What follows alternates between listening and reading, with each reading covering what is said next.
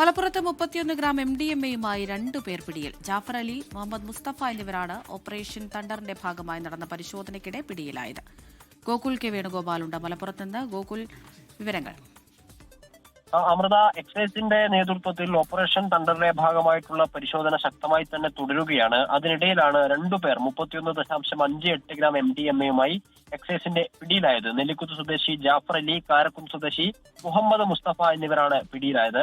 Malappuram excise ഇൻസ്പെക്ടറുടെ നേതൃത്വത്തിൽ നടത്തിയ പരിശോധനയിലായിരുന്നു ഇവരെ പിടികൂടിയിട്ടുണ്ടായിരുന്നത്. തൃക്കലങ്ങോട് കൊഴക്കളം ചാൽ എന്ന് പറയുന്ന സ്ഥലത്ത് വെച്ചിട്ടാണ് ഇവർ പിടിയിലായത്. ഇവരെ കാറിലാണ് ഏകദേശം 31.58 ഗ്രാം MDMA-യുമായിട്ട് ഇവരെ പിടികൂടുന്നത്. പിന്നീട് മഞ്ചേരി കോടതിയിൽ ഹാജരാക്കിയ ശേഷം ഇവരെ ഇപ്പോൾ റിമാൻഡ് ചെയ്തിട്ടുണ്ട്. അമൃത, ശരി. ഗോകുൽ കെ വേണുഗോപാലാണ് വിവരങ്ങൾ നൽകിയത്.